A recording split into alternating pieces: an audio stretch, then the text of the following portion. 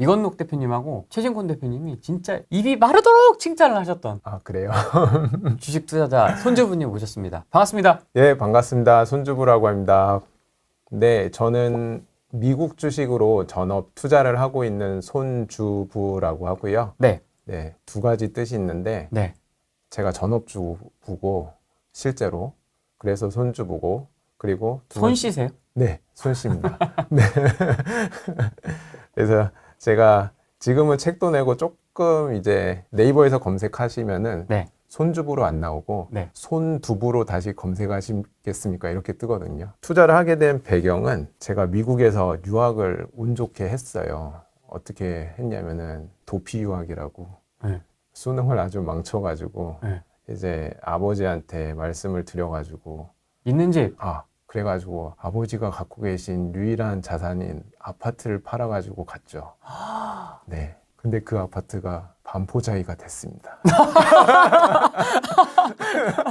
여기서부터 재밌는데? 돌아가신 어머니가 저를 볼 때마다 아이고 50억.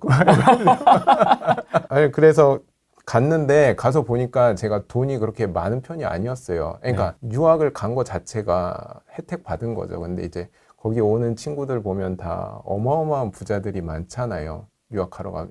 대표적으로 예를 들면은 제 친구 같은 나이 또래 중에 하나가 저랑 동갑이었는데 같이 공부를 하다가 어느 날 제가 신문을 보고 있었어요. 근데 신문을 보고 있는데 그 당시에 우리나라의 유명한 정치인이 온노비 사건에 연루된 게 있었거든요. 어떤 분인지 제가 말씀드리긴 좀 그런데 네. 그래서 옛날에 이제 한 25년 전쯤의 일인데 그래서 제가 그 정치인 욕을 하고 있었어요. 이런 쓰레기 같은 사람들을 봤나. 그러니까 친구가 옆에 있다가 우리 큰아버지셔. 욕하지 마. 이러는 거예요. 네. 그래가지고 그 친구랑 같이 유학을 하다가 제가 깨달은 게 있는데 그 친구는 맨 처음에 입학을 할 때 캘리포니아에 집을 한 채를 샀어요. 그래서 자기 돈으로. 그래가지고 4년 동안 정말 풍족하게 친구는 살았어요. 예를 들면 오프 캠퍼스라고 이제 거기서 대형 저택을 하나 빌려가지고 그리고 여자친구랑 고양이랑 강아지 키우면서 그 스포츠카 중에 이제 뚜껑 열리는 거 있잖아요. 컨버터블카 몰고 다니면서 진짜 자유롭게 4년을 펑펑 쓰면서 살았어요. 근데 그 반대편에 있는 저는 이제 아버지의 그 반포자이 팔아서 갔으니까 너무 돈이 쪼들려가지고 맨날 알바하고 그리고 막 애들 가르치면서 돈 받고 막 그래서 막 겨우겨우 살았거든요. 근데 4년 지나고 보니까 얘가 투자를 한 게 5배가 올라가지고 20만 불에 산 집이 100만 불이 넘어간 거예요. 졸업할 때 되니까. 그러니까 지가 4년 동안 돈 쓴 거를 다 해도 그걸 다 제하고도 돈을 벌어서 간 거예요. 근데 저는 아버지 집 그거 팔고 가가지고 자산 다 날라가고, 그쵸? 돈은 돈대로 쓰고, 그리고 저는 맨날 알바한다고 몸 갈아 넣어가지고 몸 병신 되고, 병신까지는 아니고 좀 이상해지고. 그래서 그때 투자라는 게 정말 중요하다는 걸 그때 너무 뼈저리게 깨달았어요. 그래서 투자의 길을 좀 일찍 들어간 편이죠. 그 친구 덕분에. 근데 왜 주식이에요, 그럼? 부동산을 부동산이다 해야 되는 거 아닙니까? 미국 부동산이다 이래야 되는데. 부동산도 좋다라고 저는 생각을 해요. 근데 이제 그 좋은 시점이 지금은 너무 진입장벽이 높은 것 같아요. 왜냐면은 저희가 이제 20년 전쯤에 할 때만 해도 대출 받기도 쉬웠고 너무 전세 끼고 사는 것도 너무 쉬웠는데 지금은 그게 너무 힘들어져서 그래서 지금은 미국 주식을 좀 하시다가 수익이 나시면은 이걸로 이제 부동산 투자로 가시는 거를 저는 주변에 추천을 드리죠. 저도 그거에 굉장히 공감을 합니다. 네네네네. 그리고 아까 제가 잠깐 스몰톡 할 때 말씀드렸지만 미국 주식 좋은 점은 반포에서 제일 잘 나가는 아파트가 원베일리잖아요. 맞죠?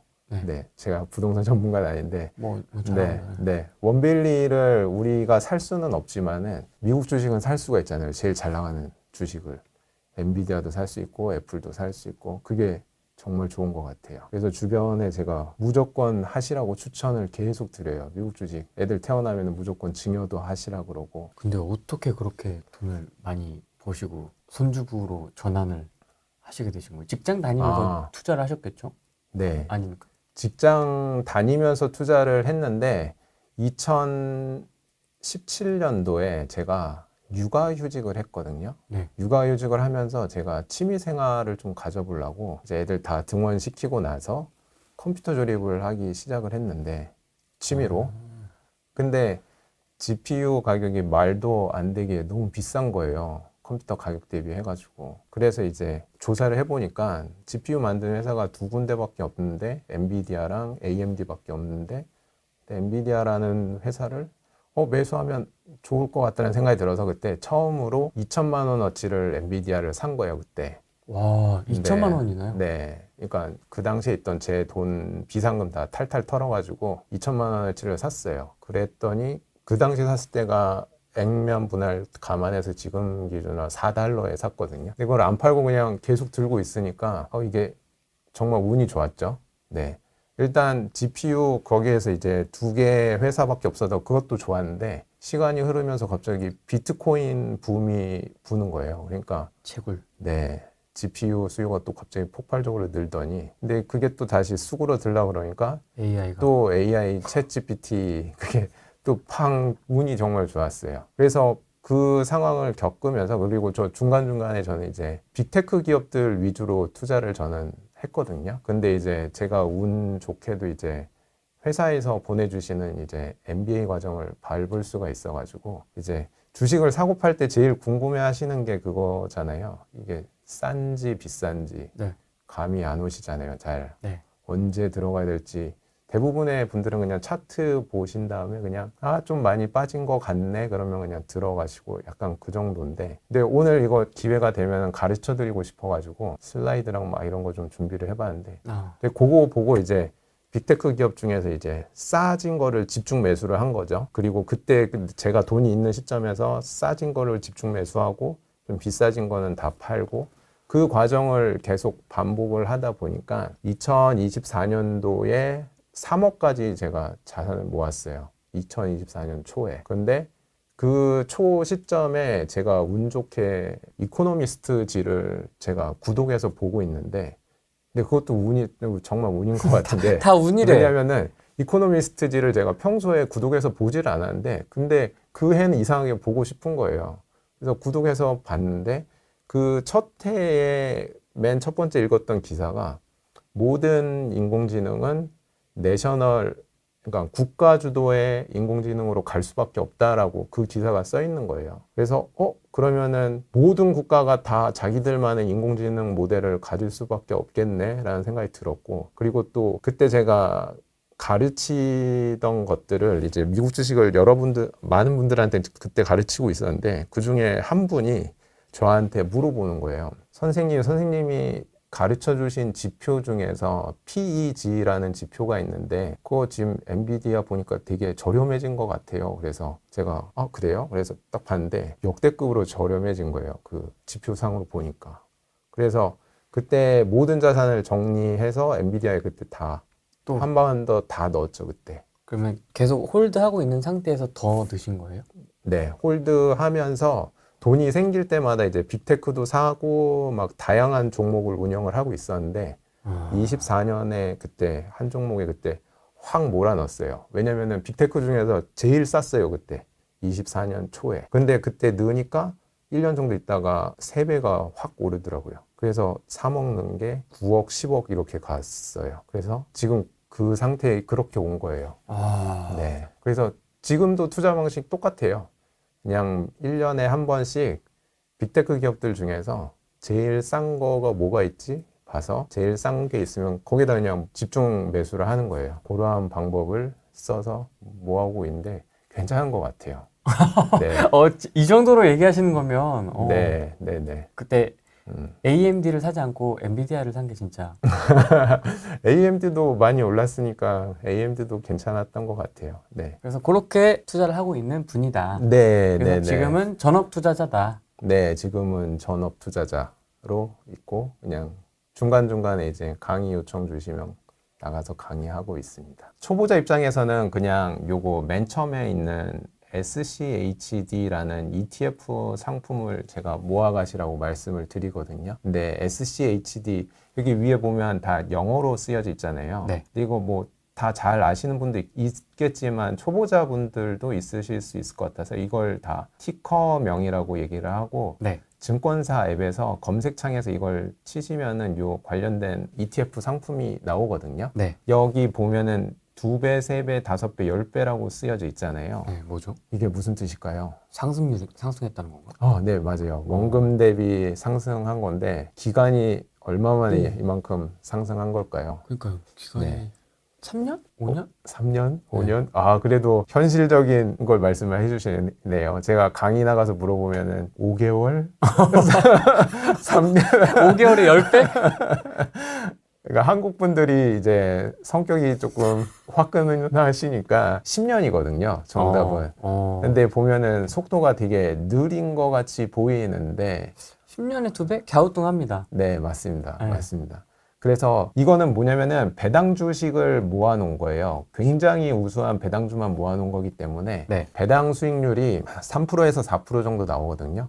그래서 5억을 넣으면은 3% 이제 세후 한 3% 정도 되니까 5억 넣으면 1,500만 원. 근데 요 SCHD를 많이 모으신 분들은 초보자분들한테 추천드리는 이유가 네.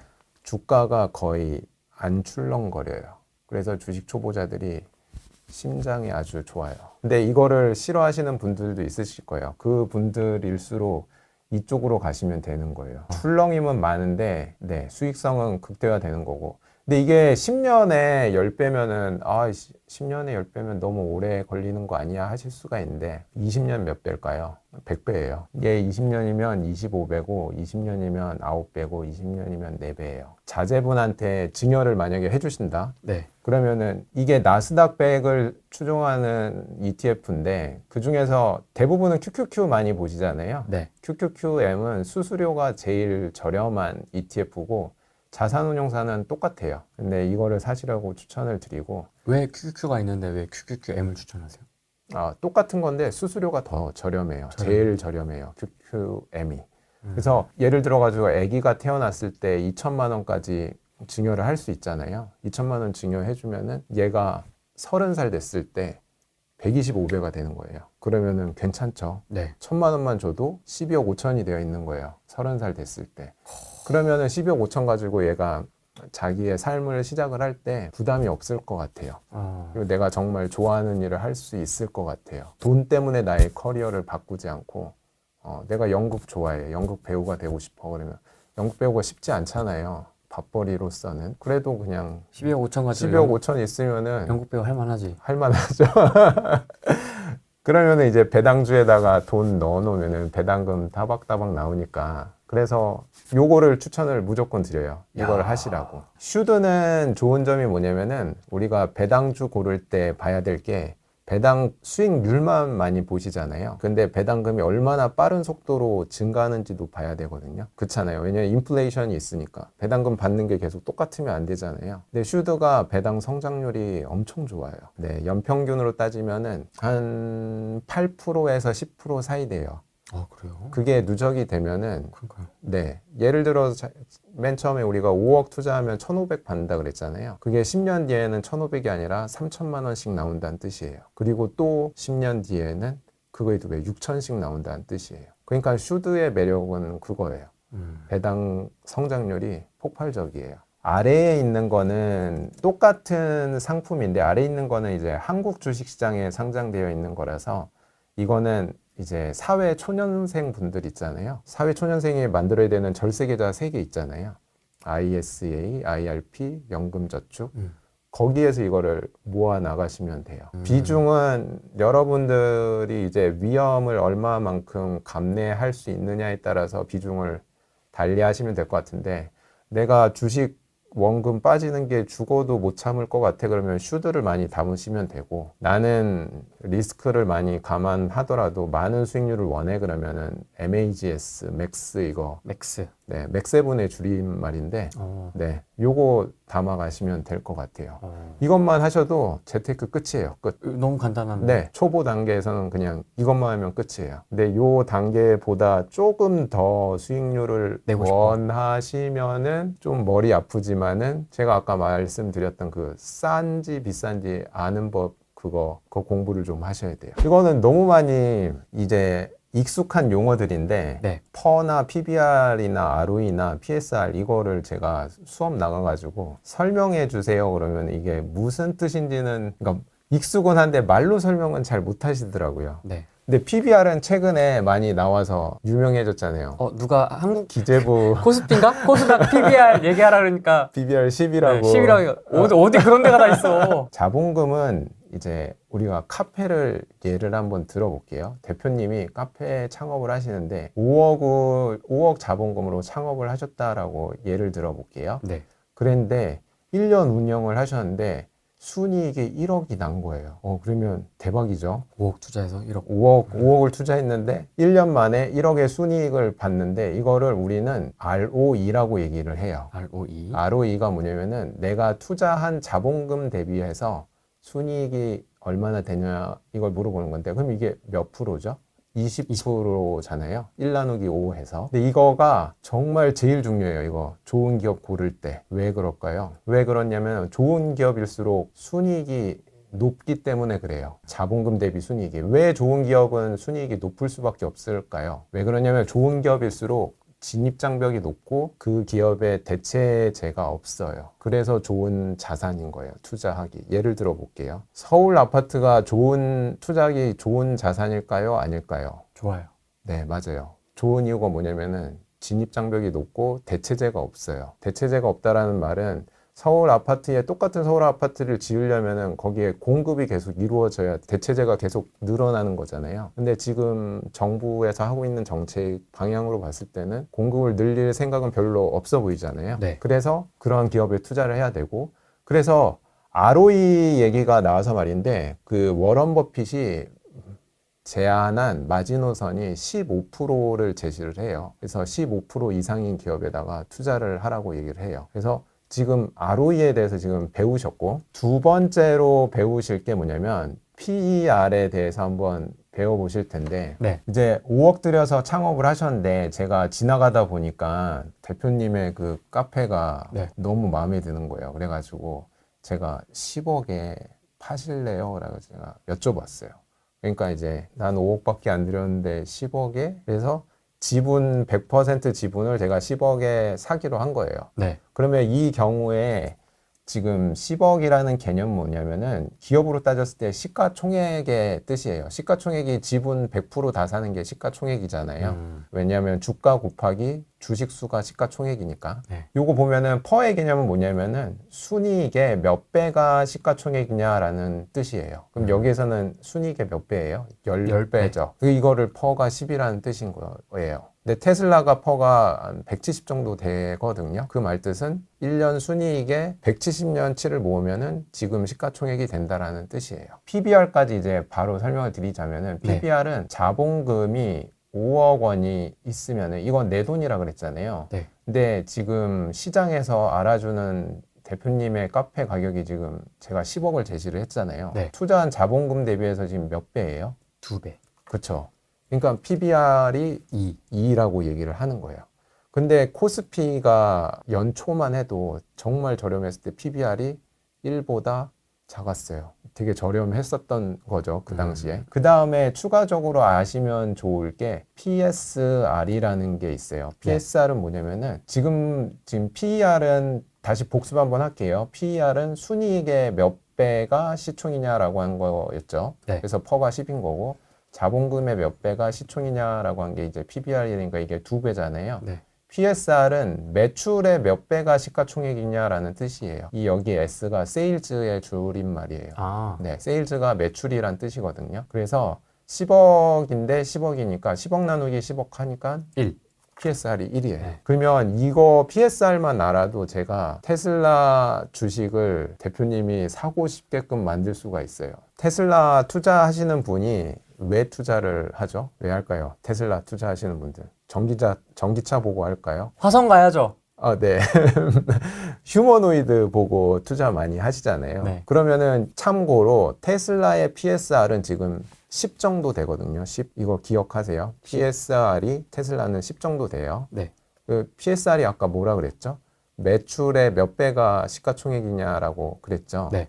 그러면은 지금 테슬라는 매출의 10배가 시가총액이라는 얘기잖아요. 근데 나중에 휴머노이드 시장이 활성화되면은 이제 예를 들어서 테슬라가 1조 달러 매출을 낸다라고 가정을 해볼게요. 1조 달러의 매출을 먼 미래일지 뭐 5년 뒤가 될지 그건 정확히는 알 수 없지만 1조 달러어치의 매출을 일으키면은 아까 전에 PSR은 10이라 그랬잖아요.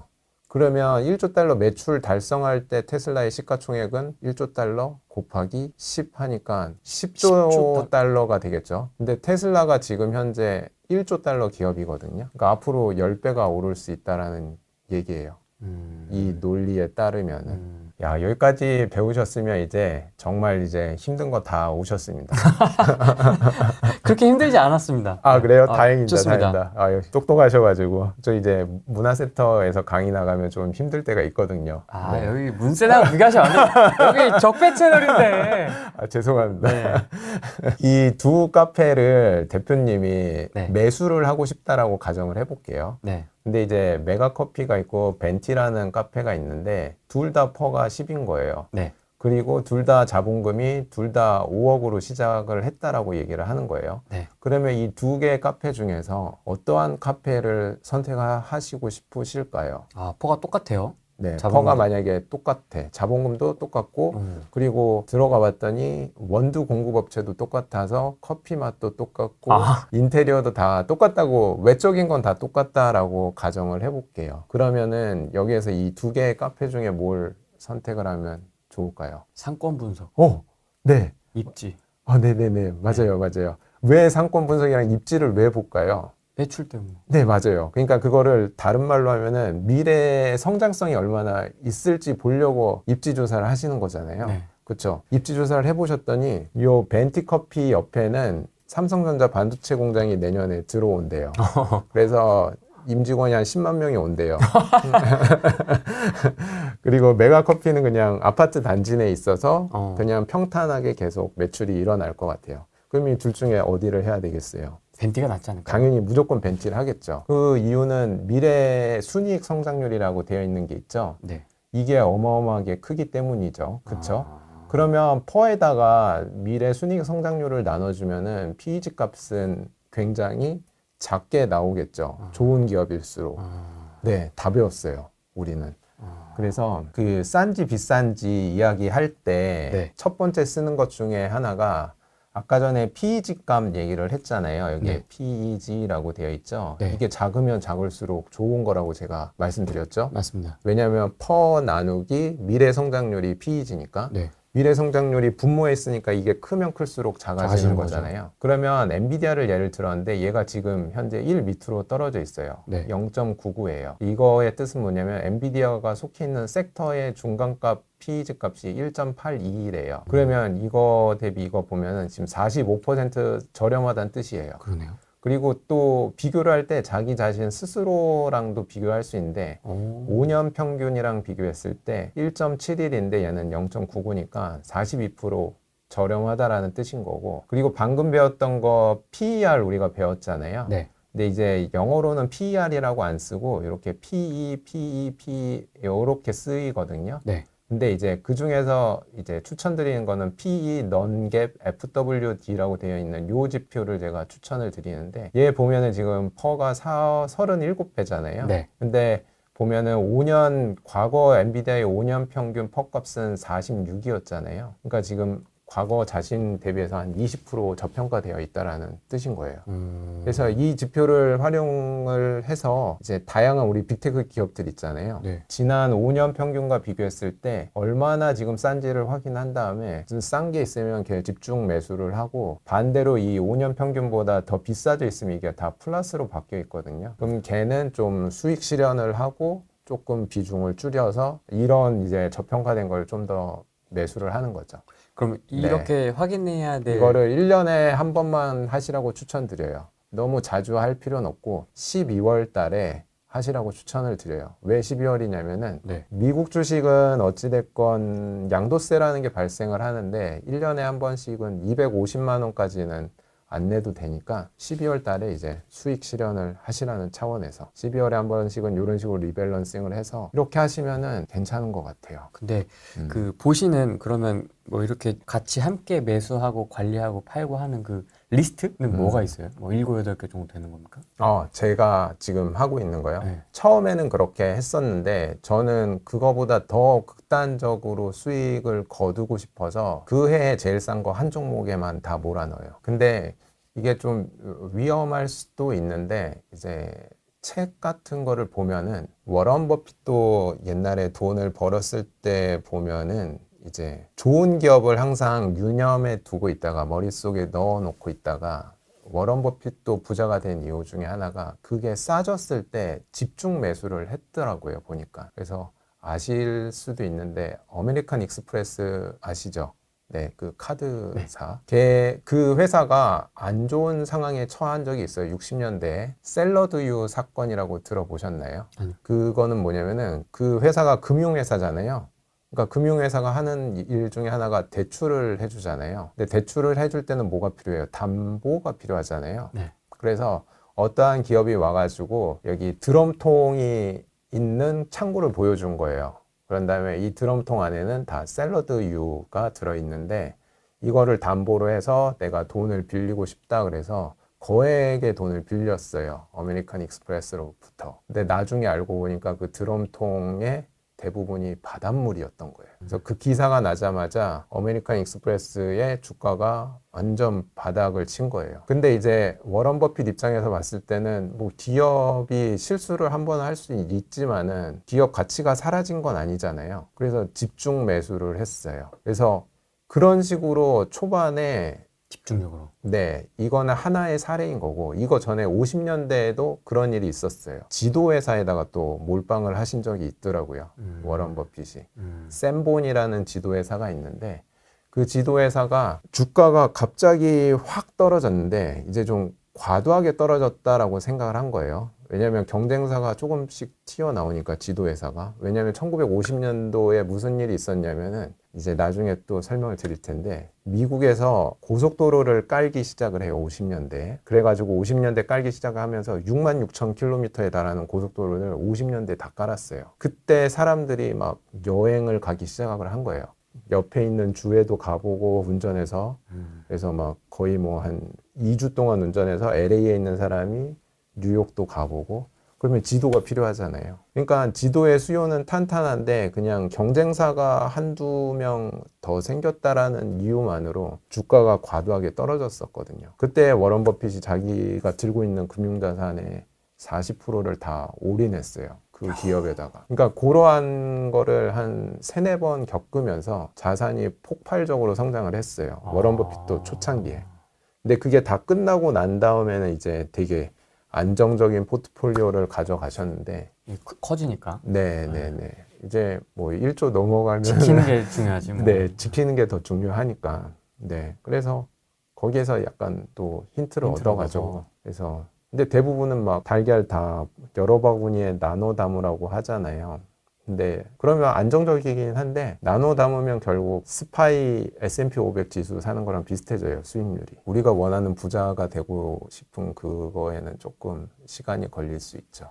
네. 계란을 여러 바구니에 담는다고 안 깨지는 게 아니더라고요. 다 깨져요, 어차피. 어차피 다 깨져. 그러니까 하나 모아놓으나 경험담 같은. 어차피 다 깨질 거 그냥 모아놓는 게 맞겠더라고요, 보니까. 네. 아, 공감합니다. 진짜 네. 100억 이하일 때는 확실히 집중 투자가 맞는 것 같아요. 네네네. 근데 이거는 그냥 제 개인적인 생각이니까 그냥 공감이 됩니다. 참고하시면 좋을 것 같고. 너무 리스키하긴 합니다. 뭐 배웠었죠? PEG 배웠고, ROE 배웠고, PBR 배웠고, PSR 좀 다양하게 배웠잖아요. 네. 근데 제가 미국 주식 투자하면서 너무 좋은 것 중에 하나가 우리가 좋은 주식을 지금 현재 싼 주식을 골라내는 방법을 여기 보여드린 건데 이거는 tradingview.com이라는 웹사이트의 화면을 제가 캡처를 한 건데 네. 여기에 보면은 마켓캡 돼 있고 200빌리언 US 달러라고 되어 있잖아요. 이 뜻은 뭐냐면은 200빌리언 달러 이상의 기업들만 보여주세요 라고 필터링을 건 거예요. 시총이요? 네, 시가총액. 네, 마켓캡이 시가총액이라는 뜻이에요. 그리고 PEG 값이 제가 크면은 안 좋고 작을수록 좋은 거라고 말씀드렸잖아요. PEG 값이 2보다 작은 기업만 보여주세요. 그리고 ROE 값은 15% 이상이면 좋겠어요. 그리고 추가적으로 애널리스트 등급 중에서 지금 2개라고 되어 있는 게 매수랑 강력 매수 되어 있는 종목만 보여주세요. 그래서 지금 현재 요거 4가지 조건만 충족되는 기업들이 지금 한 31개 정도가 지금 필터링 돼서 나온 건데, 이제 이거를 제가 만든 시점은 지난주이기 때문에 지금은 이게 또 바뀌었을 수도 있는데, 돈이 있으시면은 내가 뭘 사야 됐다 모르겠다 그러면은 이거를 한번 돌려보세요. 이런 것들을. 그래서 지금 PEG 값으로 봤을 때 요걸 작성한 시점에서 살만한 기업들은 요렇게 엔비디아, 구글, 아마존, 메타, 브로드컴 이런 식으로 보실 수 있어요. 네. 요거는 뭐 시총순인가요? 네, 지금 나열되어 있는 거는 여기에 마켓캡에 이렇게 화살표 되어 있잖아요. 내림차순. 네, 시가총액 기준으로 이렇게 높은 거에서 낮은 걸로 되어 있습니다. 평소에도 이 정도로 세팅을 하세요? 네. PEG를 2로 한다라든지 시총 200빌리언이라든지. 요거는 이제 초보자용이라서 네, 일단 네. 중급자용을 알려달라는. 중급자용을 할 때는 요 마켓캡을 조정을 하는 거죠. 좀 더 타이트하게. 슈림프 단계가 있거든요. 정말 낮은 거를 미리 사전에 발굴하고 싶으면은 시총이 작은 건데 ROE는 높고 애널리스트 등급도 좋고 PEG가 높지 않은 거, 그리고 이제 여기다가 이제 PBR까지 집어넣는 거죠. 그러면 PBR이 2를 넘지 않는 거, PSR도 2를 넘지 않는다. 뭐 이러한 조건을 넣어서 그러면 다양한 기업들이 걸러져 나온단 말이에요. 작은 기업들 중에서. 그러면 이 작은 기업들이 내가 투자할 만한 기업인지 이제 디테일하게 그때부터 이제 또 파고 들어가는 거예요. 어떻게 파고 들어가요? 파고 들어가는 방법 중에 첫 번째가 제가 그냥 우스갯소리로 제가 만든 투자법인데 경주산 소시지 투자법이라고, 그냥 외우기 쉬우라고 그냥 앞글자만 딴 건데, 경의 뜻이 뭐냐면은 경제적 해자라고 들어보셨죠? 네. 경제적 해자가 뭐 아시니까 뭐 이제 진입장벽이 얼마나 높은지 그걸 말하는 거잖아요. 그거가 어떤지 확인을 해요. 이 기업의 경제적 해자가 어떤지 확인하는 법은 초보자들은 알기 쉽지 않잖아요. 근데 알 수 있는 제일 쉬운 방법이 ROE 값을 보면 돼요. ROE 값이 높으면은 경제적 해자가 있다라는 얘기예요. 왜냐면은 생각을 해보시면은 애플이 ROE 값이 굉장히 높잖아요. 거의 100%가 넘어가요. 애플 같은 경우에. 높은 이유 중에 하나가 뭐냐면은 그 휴대폰을 만들었을 때 이 가격을 비싼 가격에 팔아도 소비자들이 사잖아요. 그쵸? 그 폰 하나에 거의 200만 원 가까이에 팔아도 산단 말이에요. 근데 중국 기업들이 똑같이 애플 사양으로 똑같이 만들어서 200에 팔면은 안 팔리죠. 그렇죠. 그래서 그거가 이제 경제적 해자를 보유한 기업의 특징 중에 하나예요. 브랜드 파워가 있으면은. 그러한 것들을 막 찾아보는 거예요. 특징을 여기에 제가 경제적 해자를 갖고 있는 이제 회사들의 특징을 이런 식으로 이렇게 몇 가지 추려놨는데 하나 그냥 뜯어서 설명을 하나만 드려볼게요. 쿠팡이라고 되어 있잖아요. 쿠팡이 유통망을 깔기 위해서 쓴 돈이 얼마인지 아세요, 혹시? 미국에다가요? 아니면 우리나라 합쳐서? 우리나라에. 모르겠네요. 로켓 배송을 위해서 쓴 돈이 10조 원 정도를 썼어요. 앞으로 쓸 것까지 해서. 그러면은 이마트가 쿠팡을 쫓아가기 위해서는 어떻게 돼요? 10조 이상. 10조 이상 써야 돼요, 걔네도. 쉬울까요? 어렵죠. 이런 식으로 경제적 해자를 찾는 거예요. 그래서 이걸 경제적 해자를 갖고 있는 기업들만의 그런 특징들이 있거든요. 그거를 한번 공부를 한번 해보세요. 그리고 이제 그 리서치 기업 중에 모닝스타라는 리서치하는 기업이 있는데 들어봤습니다. 모닝스타에서는 경제적 해자가 좋은지 나쁜지를 자기들이 자체적으로 평가를 해서 알려줘요. 근데 모닝스타를 쓰기 쉽지 않으면 그냥 인공지능한테 물어봐도 알려줘요. 모닝스타 정보를 이용해서 경제적 해자가 어떤지 이 기업에 알려줘 그러면 알려줘요. 경제적 해자가 높으면 높다라고 얘기를 하고 작으면 작다라고 얘기를 하고, 이게 제일 중요한 것 같아요. 진입장벽이 얼마나 높은지. 바로바로 이해가 되는 애들이 있습니다. 그죠? 애플도 네. 아까 설명해 주셨고 네. 우버, 넷플릭스, 네네네. 뭐 애플, 에르메스 네네네. 뭐 이런 것도 있고 네. 다 공감이 됩니다. 회사들이 다 있는. 이거 설명이고 알트리아랑 필립 모리스 설명을 드리자면은 뭐죠? 알트리아가 담배 안 태우시죠? 네. 네네. 담배 말보로. 만드는 회사예요? 네네네. 아. 맞아요.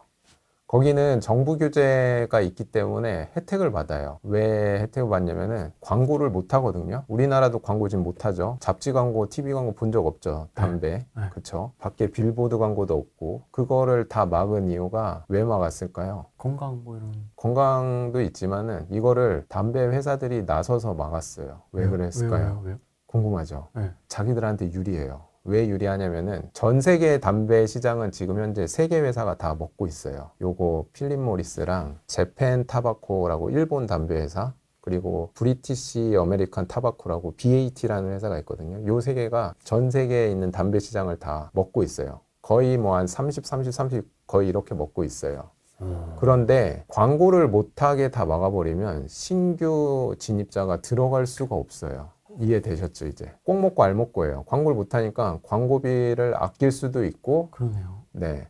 그리고 지금 현재 있는 점유율을 그냥 평생 끌고 가는 거예요. 왜냐면 신규 진입자가 못 들어오니까. 주식 투자하는 게 너무 귀찮아질 때, 그때는 이제 모든 자산을 팔아서 이 기업의 주식을 살려고 하는 생각도 있어요. 왜냐면 여기 배당 수익률이 거의 5% 넘어가거든요. 한 7%그 정도 왔다 갔다 하니까. 그래서 경주산 소시지 그 투자 얘기를 했었잖아요. 네. 그래서 주는 뭐냐면은 주주 친화적인지 그 회사가 한번 알아보는 거고, 그다음에 산은 뭐냐면은 이 산업이 폭발적으로 성장하고 있는지를 확인을 하셔야 돼요.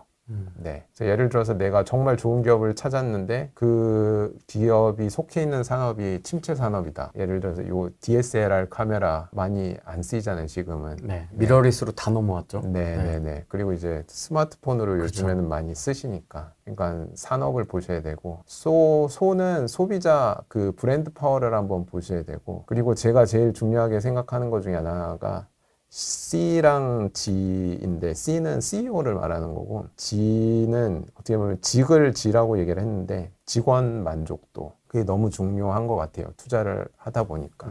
예를 한번 들어보면은, 혹시 슈퍼 마이크로 컴퓨터라는 회사를 알고 계세요? 슈퍼 마이크로 컴퓨터라는 회사가 어떤 회사냐면은, 인공지능이 지금 핫한 건 알고 계시잖아요. 네. 칩을 만드는 데가 엔비디아잖아요. 그러면 그 칩을 다 사가지고 조립해가지고 컴퓨터 형태로 만드는 회사라고 보시면 돼요. 그게 슈퍼마이크로 컴퓨터거든요. 딱 얘기 들었을 때 되게 좋을 것 같잖아요. 네. 막 핫할 것 같고. 네. 그래가지고 초창기에 한국 분들이 투자를 어마어마하게 많이 하셨어요.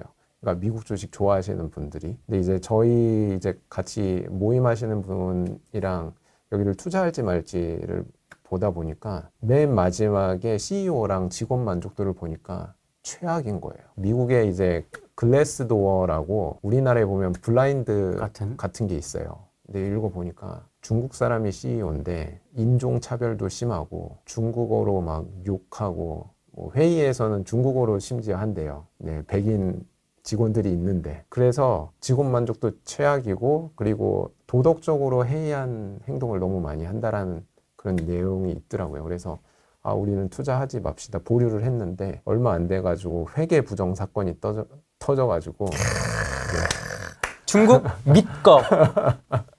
주가 완전 폭락했어요. 그래서 그때 투자하셨던 분들이 돈 굉장히 많이 잃었어요. 이것뿐만이 아니라 되게 많이 자주 경험을 하다 보니까 그런 기업들 이제 거르는 편이죠. 그래서 경주산 소시직 투자. 경주산 소시직. 네네. 딱 외워졌다 이제. 그러면은 이제 잃지 않는 투자를 하실 수 있을 것 같아요. 채팅에 올라오는 그 종목들이 좀 있어서 한번 좀 같이 한번 이야기 나눠볼까요? 네. 이제 주식 하시는 분들도 많이 있으신데 GLD, QQ, SPY, TSLY 좀 어떻게 보십니까?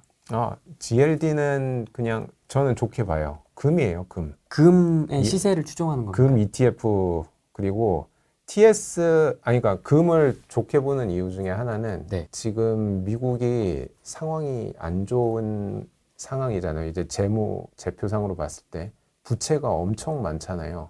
37조 달러의 부채를 갖고 있잖아요. 그렇기 때문에 근데 부채 문제를 해결을 못하고 있으니까 지금 미국 장기채 금리가 안 떨어지고 지금 계속 높은 상태로 있잖아요. 근데 이거를 해결하는 방법이 있어요. 장기채 금리가 안 떨어진다라는 뜻은 장기채 가격이 낮다라는 뜻이잖아요. 금리와 가격은 반대니까. 반대니까. 이게 장기채 가격이 낮다라는 뜻은 뭐예요? 살려고 하는 사람이 없으니까 낮은 거잖아요. 그렇죠. 막 서로 사겠다 그러면 장기채 가격이 올라가서 장기채 금리가 떨어질 거 아니에요. 네. 아무도 안 사면은 누가 사면 돼요? 지가 사면 돼요. 재무부가 지금 스스로 사고 있어요. 이상하죠? 네, 역대급으로 지금 이상한 일이 펼쳐지고 있어요. 연준이 말을 잘 안 듣잖아요, 트럼프. 네. 그러니까 재무부가 연준 같은 일을 하기 시작을 한 거예요. 오퍼레이션 트위스트라고 혹시 들어보셨나요? 그게 오퍼레이션 트위스트가 뭐냐면은 이거는 원래 연준이 하는 행동 중에 하나거든요. 연준이 하는 행동 중에 하나인데 오퍼레이션 트위스트의 뜻은 뭐냐면은 장기채 금리가 높으면은 국가 경제에 너무 안 좋아요. 이걸 낮춰야 된단 말이에요. 이걸 낮추기 위해서 무슨 짓을 하냐면은 단기채를 팔아가지고 돈이 생기잖아요. 그 돈 가지고 장기채를 막 사들이는 거예요. 장기채 가격이 올라가니까 장기채 금리가 떨어지는 거예요. 그게 오퍼레이션 트위스트라고 하고 연준에서 하는 정책이에요. 근데 연준이 지금 말 잘 안 듣잖아요. 맨날 파월 욕하고 막 트럼프가. 누구를 해임하네 마네. 뭐. 네. 그러니까 그냥 기다리기 답답하니까 베센트는 재무부 장관이니까 재무부에서 지금 그 일을 하기 시작을 했어요. 그래서 연말까지 그 일을 많이 할 것 같아요. 그러면은 장기채 금리가 떨어지고 시중에 유동성이 좀 많이 풀릴 것 같아요. 시중에 유동성이 많이 풀리면 금값이 올라가고 비트코인 가격도 많이 올라갈 것 같아요. 그래서 그러한 측면에서 GLD를 좋게 본 거고 QQQ나 SPY는 제가 아까 말씀드린 그거 다 지수 추종인 거니까 그냥 하시라고 말씀드린 거고 테슬리는 잘 아실 것 같아요. 최정희님 제가 여러 번 말씀드려서 네. 저거는 배당금이 엄청나게 많이 나오는 상품이거든요. 그래서 커버드 콜 활용해서 하는 건데 단점은 저거 원금이 많이 까이는 위험이 있어요. 그래서 저거는 제가 연초에 사시라고 항상 말씀을 드려요. 왜냐면은 네. 연초에 샀으면은 테슬리가 만약에 한 50% 빠졌다 치면은 손실이 날 거 아니에요? 하지만은 쟤는 배당 수익률이 100%가 넘거든요. 내가 1억을 넣으면 배당금으로 1년에 1억이 나오는 애예요. 근데 내가 투자한 자산은 1억에서 5천이 까질 수는 있거든요. 그럼 5천 손실이 나잖아요. 근데 내가 미국 주식 투자를 오래 해가지고 수익을 많이 갖고 있으면 양도세에 대한 부담이 있을 거 아니에요. 네. 그때 테슬리를 쓰시라고 제가 말씀드려요. 연말에 테슬리를 팔았다가 다시 사들이면 손실 마이너스 5천이 잡힐 거 아니에요. 그리고 내가 수익 본 주식 중에 플러스 5천 있는 게 있으면은 같이. 그거를 다시 팔았다가 다시 사들이면은 수익이 5천이 되니까 5천 까지니까 상쇄가 돼. 양도세가 그냥 사라지는 효과를 볼 수 있는 거죠. 그래서 테슬리는 그렇게 쓰시면 아, 그것까지 그러면 최정희님 아실 거예요. 전략적으로 그걸 네. 생각하고 사신 거군요. 네, 그러신 것 같아요. 저는 좋게 보는 이유 중에 하나가 인공지능 관련된 기업들이잖아요, 다. 근데 인공지능을 하려면은 세 개가 필요하거든요. 어마어마한 양의 데이터가 필요하고, 네. 두 번째 필요한 게 알고리즘. 좋은 알고리즘을 하려면은 어마어마한 좋은 HR이 있어야 되잖아요. 휴먼 리소스가 있어야 되고.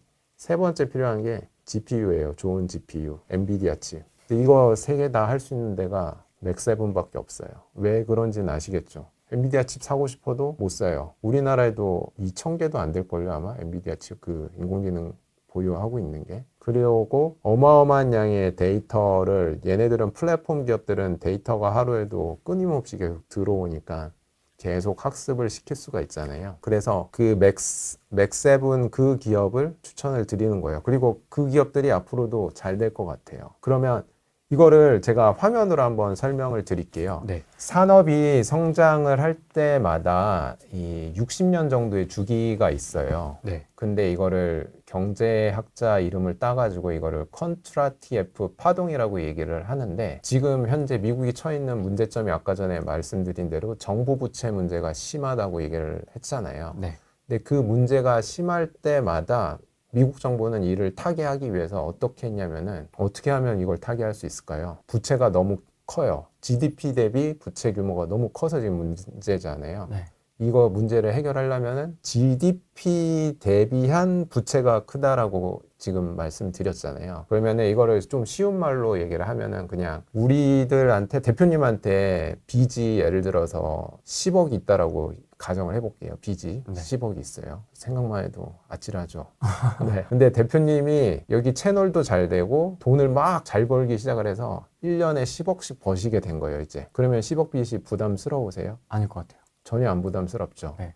똑같아요. 정부 부채 규모 문제되는 거는 GDP 대비해서 규모가 큰 거기 때문에 GDP를 팍 올려버리면 문제가 안 돼요. 그래서 GDP를 올리려면 어떻게 하면 올릴 수 있냐면은 정부가 나서서 대규모 투자를 하면 GDP를 올릴 수 있거든요. 그래서 똑같은 일이 1950년대에 있었어요. 그래서 1950년도에 한 일이 뭐냐면은 6만 6천 킬로미터에 달하는 주요 도시와 주요 주를 연결하는 연방지원 고속도로법이라는 걸 통과시켜가지고 대규모 도로공사를 시작을 한 거예요. 그러니까 이걸 하고 나니까 무슨 일이 벌어졌냐면은 운전하다 보면 쉬고 또 먹을 데가 필요하잖아요. 맥도날드가 50년대에 탄생을 하고 맥도날드 지금도 잘 나가잖아요. 네. 그 다음에 홀리데이인이라는 숙박업소도 필요하잖아요. 가다가 운전하다 힘들면 잠도 자야 되니까. 워낙 머니까 또. 네네네. 미국 워낙 크니까. 그러니까 이러한 관련된 산업이 폭발적으로 성장을 하면서 GDP 대비 부채 문제가 50년대에 너무 심했거든요. 왜냐면 2차 세계대전 이후라서 정부 부채가 너무 컸어요.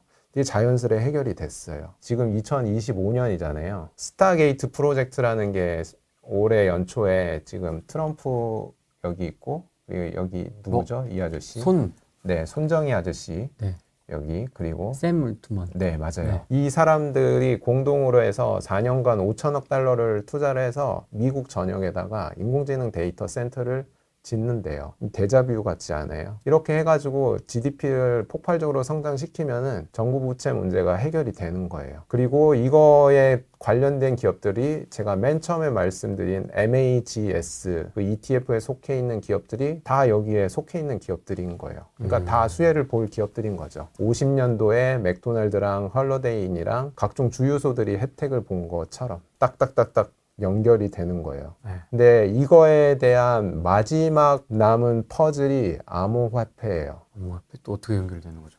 암호화폐를 무조건 트럼프는 엄청 좋아하던데요. 암호화폐를 무조건 트럼프는 부흥시켜야 돼요. 왜 그러냐면은 제가 쉽게 설명을 드릴게요. 이 동네 바로 옆에 대표님이 계신데 바로 옆에 도박장이 있다라고 합법적 도박장이 있다라고 가정을 해볼게요. 이 도박장에 사람들이 갔다 그러면은 막 10배씩 벌어서 나온대요. 그러면 여기 도박장이 인기가 어마어마하게 많겠죠. 그렇죠? 네. 그러면 도박장에 사람들이 막 서로 막 인산인해 이럴 거 아니에요. 나도 돈 벌려고 하면서. 그러면 가자마자 첫 번째 하는 게 뭐예요? 도박장에 가면? 도박장에 안 가보셨나요? 안 가봤습니다. 아, 그래요? 네. 칩을 바꾸는 건가? 네. 현금을 칩으로 바꿔야 돼요. 네. 그러면 이거를 암호화폐로 돌려서 설명을 하면은 네. 암호화폐 시장이 활성화되면은 돈 버는 사람들이 많아서 막 서로 자랑하고 다닐 거 아니에요. 네. 그러면 암호화폐 시장이 커질 거예요. 커지면은 여기에 진입할 때 들어가는 칩의 역할을 하는 게 스테이블 코인이에요. 우리나라는 그냥 원화로 바로 암호화폐를 살 수 있지만 해외는 다 스테이블 코인을 거쳐서 암호화폐를 산단 말이에요. 그러면 스테이블 코인의 특징은 뭐냐면은 코인 하나를 발행할 때마다 1코인당 1US달러에 해당하는 단기 국채를 갖고 있어야 돼요. 스테이블 코인의 뜻이 자산의 가치가 일정하게 유지되니까 스테이블 코인이잖아요. 네. 자, 그러면은 국채 매수에 대한 수요가 폭발적으로 늘 거 아니에요. 그렇죠? 그러면 국채 매수하는 사람들이 많아지면은 그 돈이 어디로 가요? 미국 정부로 가잖아요. 그럼 미국 정부가 돈이 많아졌죠. 그러면 이 돈을 어디다 쓰냐면 아까 말한 스타게이트나 이런 식으로 특정 섹터에다가 밀어줄 수 있게 돼요. 그러니까 아무한테나 돈을 쏟는 게 아니라 앞으로 GDP를 많이 올릴 것 같은 애들한테 집중적으로 돈을 싸줄 거예요. 그리고 그러한 것들이 관련 법안들이 지금 다 통과되고 있고요. 대표적인 게 이제 데이터 센터를 지으면은 데이터 센터 지은 거에 대해서 3분의 1만큼을 정부에서 세액 공제를 해줘요. 그러니까 정부가 그냥 돈 주겠다는 거예요. 그러니까 이게 다 연결되어 있어요. 그래서 암호화폐도 좋을 것 같아요. 안 그러면은 국채 매수 이게 다 연결이 되어 있기 때문에. 어떻게 이런 걸 아세요? 이런 걸 알아야 전업 투자까지 가능한 거군요. 아니에요. 전업 투자할 때는 그냥 맨 처음에 말씀드린 그냥 그 ETF만 하셔도 충분해요. MAGS랑 QQQM, 슈드, SPLG 그것만 모으셔도 돼요. 그걸로 충분해요. 거기에서 자신감이 조금 붙으면 붙었다. 그러면 조금씩 하세요. 막 무리하지는 마시고. 네. 일단 그 단계만 하시고 그러다가 이제 정말 내가 봐도 초등학생이 봐도 이건 말도 안 되게 싸졌다라는 생각이 드는 순간들이 온단 말이에요. 그러면 그럴 때 이제 인생을 걸어서 한번 올인을 한번 해보시는 것도, 올해는 4월 달에 그런 기회가 있었고, 그리고 코로나 때 그런 기회가 있었고, 22년도에도 그런 기회가 있었고, 그럴 때 한 번씩 들어가시면은 좋은 수익률을 얻으면서 자산이 갑자기 더블 되는 걸 경험하실 수 있죠. 올라갔을 때 바꾸려면 네네네. 미리 좀 달러를 바꿔놔야 돼요? 어떻게 관리하세요? 자금 관리를? 저는 일단은 이거는 환율에 대한 예측에 대한 문제잖아요. 네. 이게 미리 바꿔놨는데 원화가 세지면 또 손해인 거잖아요. 근데 이제 장기적으로 봤을 때는 원화 가치가 떨어질 거라고 보시는 분들이 많아요. 전문가들이. 왜 그러냐면은 그 나라의 화폐 가치는 GDP 성장률과 연계되어 있어요. 왜 그러냐면 생각을 해보세요. GDP가 올라간다라는 뜻은 뭐예요? 수출이 잘 되면 GDP가 올라가잖아요. 수출이 잘 된다라는 뜻은 뭐죠? 우리나라 핸드폰을 막 갤럭시를 많이 팔면은 수출한 수출 대금 US 달러가 우리나라에 막 계속 많이 들어온다라는 뜻인 거잖아요. 네. 그러면은 원화 가치가 올라가요. 왜냐면은 달러가 들어온 다음에 달러를 쓸 수가 없잖아요. 한국에서는 원화로 바꿀 거 아니에요. 그러니까 바꾸는 순간에 원화에 대한 수요가 폭발적으로 늘 거 아니에요.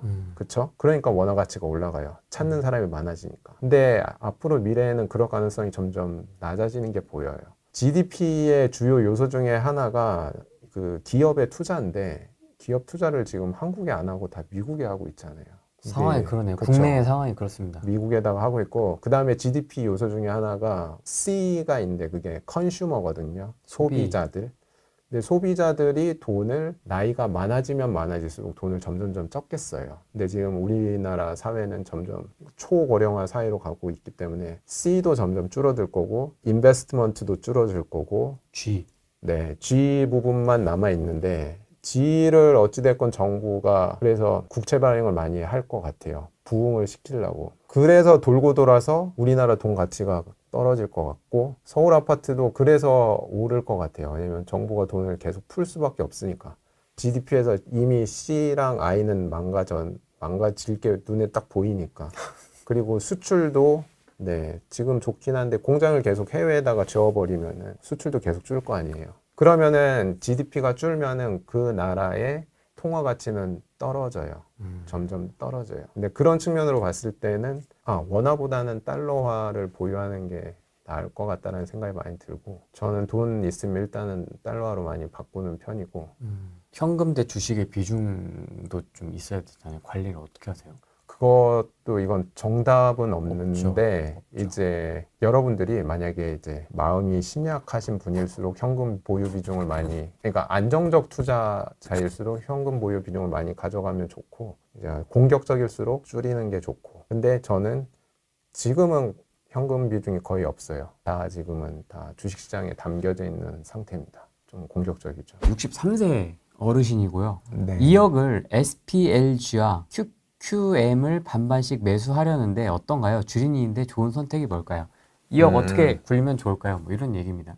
이게 용도가 어떤 용도인지에 따라서 다를 텐데, 네. 이걸 사용 안 하시고 그냥 씨드를 키우시고 싶은 거면은 네. 이게 용도에 따라서 이게 여기에 제가 설명을 한번, 이 포트를 내가 구성을 할 때는 내가 지금 투자하는 목적이 뭔지 잘 생각을 해 보시고, 그리고 투자 기간을 내가 얼마나 할 건지를 생각을 해 보시고, 마지막으로 위험 감수는 내가 얼마나 할 건지를 생각을 해 보셔야 돼요. 그래서 지금 주신 정보만으로는 제가 뭐라고 답은 못 드리는데, 네. 근데 제 상황을 말씀을 드리자면은 저는 지금 금융자산이 10억 정도가 있어요. 네. 주식으로. 네. 근데 거기에서 저의 목적은 뭐냐면은 한 달에 1,000만 원씩은 나오는 게 저의 목적이에요. 제가 주식을 통해서 쓰고 싶은 돈이 1,000만 원 정도는 쓰고 싶어요.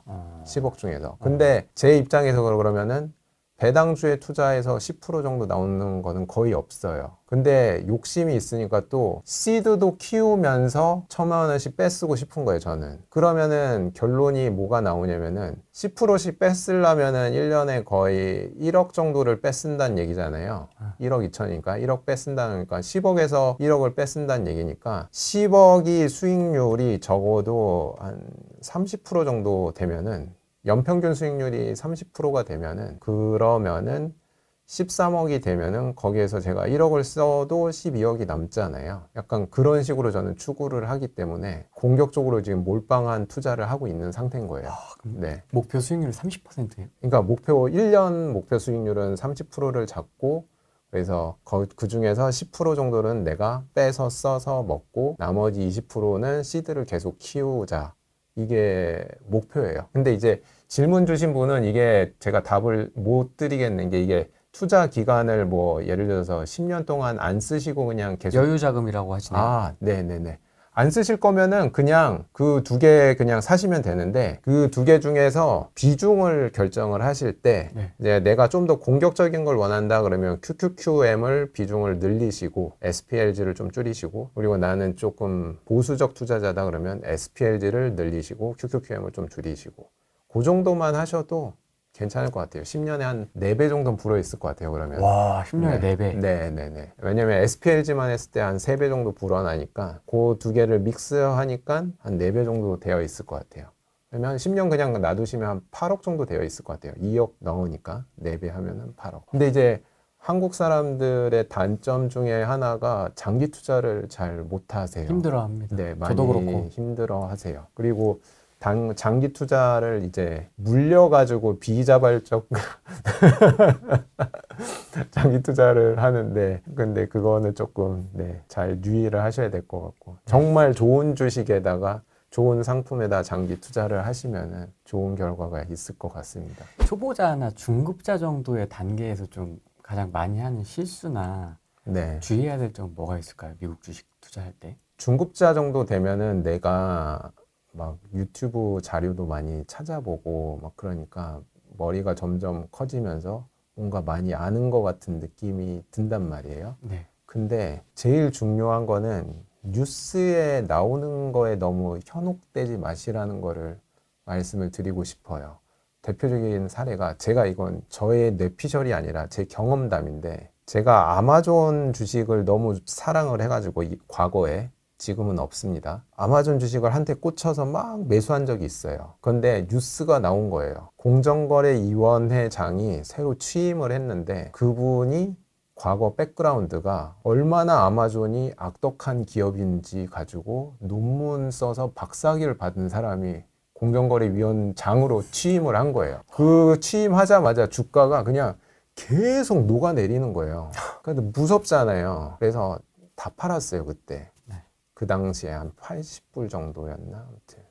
근데 팔자마자 무슨 일이 벌어졌냐면은 1년 반 만에 3배가 올랐어요. 그러니까 그러한 비슷한 경험을 최근을 반추해 보면은 연초도 그렇고 4월 달에 트럼프가 관세 뭐 해방의 날 뭐 이런 선포를 하면서 엔비디아를 예를 들면 엔비디아 주식이 80불까지 떨어졌어요. 80불 때까지. 근데 지금 다시 180까지 올라갔다 살짝 떨어졌잖아요. 그러니까 이런 일련의 과정을 겪으면서 제가 느꼈던 거는 미디어랑 월가랑 정치인이랑 기업가는 다 한 통 속일 수도 있겠다라는 생각이 되게 많이 들었어요. 네. 왜냐면 월가에서는 좋은 주식을 싸게 사고 싶단 말이에요. 근데 싸게 살려면은 개미들이 좀 팔고 나가줘야 돼. 근데 개미들은 심약하잖아요. 네. 제가 아마존 때 그랬던 것처럼. 그래서 안 좋은 뉴스를 계속 보내면은 그냥 이렇게 생각하시면 돼요. 아, 지금 개미 털기를 하려고 하고 있구나. 그래서 오히려 추가 매수의 기회라고 생각을 하시면 될 것 같아요. 근데 이거는 조건은 있어요. 초대기업에 한해서예요. 완전 중소기업에서 안 좋은 뉴스 나오면 그건 진짜 안 좋은 뉴스라서 팔고 떠나야 할 수 있는데 뭐 국장 같은 경우. 네네네. 근데 이런 초대기업 같은 경우에는 지금도 엔비디아에 관련돼서 안 좋은 뉴스 지금 계속 내보내고 있어요. 아, 그렇습니까? 네. 오. 중국 알리바바에서도 칩을 만든다 그러고 이제 엔비디아 칩 없어도 잘할 수 있다 그러니까 180불 넘었다가 지금 160불 대 약간 살짝 떨어진 상태? 터는 거네, 개미. 저는 그렇게 보여요. 네. 근데 그런 경험을 좀 많이 해서 오랫동안 보면서 결론은 뭐냐면은 유튜브나 그런 뉴스를 그렇게 맹신하지 마시고 본인이 스스로 이 기업의 경제적 혜자가 진짜 붕괴가 된 건지 아닌지 판단을 해보세요. 그거를 좀 부탁을 드립니다. 이 어느 정도 모이면 전업 투자를 할 수 있을까요? 사실 많은 분들의 꿈 아니겠습니까?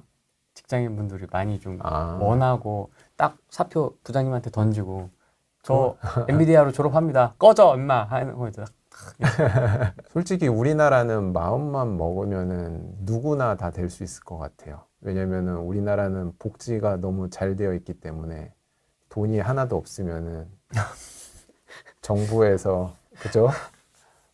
네. 5만 원만 내도 뭐 살 수 있는 그런 집도 주고. 네.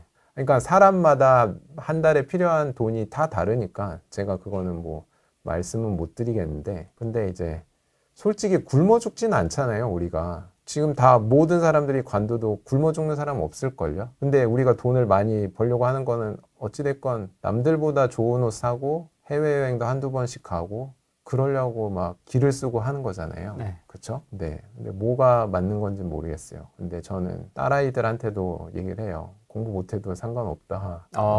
이게 네가 진짜 원해서 공부하는 거야? 아니면은 좀, 아빠 네. 닮아서 잘할 것 같긴 한데. 아니에요. 모르겠어요, 아직은.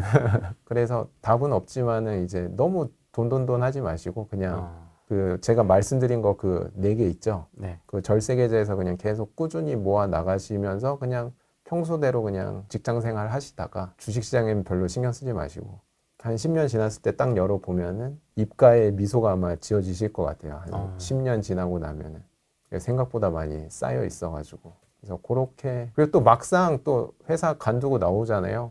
그러면 외로워요. 아, 그래 엄청 좋지 않으세요? 아, 좋긴 좋은데 이제 제 친구들은 다 일하고 있으니까 아직 혼자 놀 수는 없잖아요. 그렇죠? 그래서 어떻게 보면 이제 문화센터 같은 데 가서 이제 가르치는 일도 하고 그런 것 같아요. 주식 투자 시작하시고 나면은 네. 다들 밤잠을 다 설치시더라고요.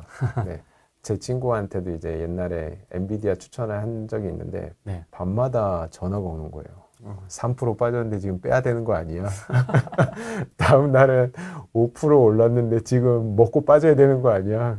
그냥 주식에 가급적이면 신경을 쓰지 않으셨으면 좋겠어요. 일단 사놓으시고 신경 쓰지 마시고 현생을 즐기시고 본업 열심히 하시고 그리고 이제 내가 그냥 퇴직할 때쯤에 됐을 때 이제 그냥 열어봤을 때 그거 이제 종잣돈 되면은 그거 이제 아까 말씀드린 배당주라든지 네. 아니면 뭐 담배 회사 주식 같은 걸로 바꿔서 그래서 그렇게 이제 노후 생활 하시면은 완벽한 재테크지 않을까 싶습니다. 삼성전자는 어떻게 될까요? 삼성전자 들고 계세요? 삼성전자 가야 되는데. 삼성전자 전 방송 이제 이건록 대표님 방송 때도 계속 얘기했지만 계속 저는 좋게 봐요. 네. 네. 어찌됐건은 SK가 너무 잘 나가서. 네, SK가 너무 잘 나가기 때문에 이제 엔비디아 입장에서도 거래처가 여러 개 있으면 좋을 거 아니에요. 네, 그리고 이제 삼성전자 좋게 보는 것 중에 하나가 지금 현재 있는 반도체는 다 실리콘 기반으로 하는 반도체인데 지금 나노미터가 작아질 대로 작아져가지고 더 성능이 좋아지는 데는 한계가 이제 생기기 시작을 했어요. 지금 전기를 보내지도 않았는데 지들 워낙 작게 선로를 그려놓다 보니까 지들끼리 막 전기 흐르기 시작하고 이런 문제점이 발생하니까 그 다음 단계로 보는 것들이 이제 유리를 활용한 반도체라든지 그러니까 다른 것들을 지금 사람들이 막 연구를 하고 있는데 삼성전자가 그걸 하고 있더라고요. 유리를 활용한 반도체를. 거기에다가 플러스로 이제 테슬라 일론 머스크 집이 삼성 공장, 미국 공장 근처래요. 그래서 테슬라가 이렇게 주시하겠다고 이제 일론 머스크가 얘기를 했거든요. 그러니까 멱살 캐리 하지 않을까. 그것도 좋고 팔란티어랑도 협업을 하거든요. 네. 그것도 호재고. 그리고 이제 카메라에 들어가는 이미지 센서 반도체 이것도 애플에서 원래 소니랑 독점 계약을 했는데 이제 삼성 것도 이제 쓰기로 했고 한 번씩 쓰기 시작하면서부터 이제 어떻게 보면 TSMC도 애플이랑 둘이서 협업을 하면서 이게 점점 좋아졌기 때문에 괜찮을 것 같아요. 장기적으로 봤을 때. 그리고 잘 돼야 되고 또. 위로가 됩니다. 네. 네. 알겠습니다. 오늘은 여기까지 하겠습니다. 고맙습니다. 네, 감사합니다. 안녕 한번 해주세요. 안녕. 안녕히 계세요. 고맙습니다. 네. 아, 참, 손주부님 유튜브 있습니다. 유튜브. 아, 네네네. 손주부 TV 맞나요? 네네. 손주부 TV라고 유튜브에 검색하시면은 네. 조금 더 딥한 내용이 많더라고요. 거기 아, 들어가니까. 네네네네. 기업에 대한 이야기들이 있으니까 가서 네. 한번 구독해 보시면 좋을 것 같습니다.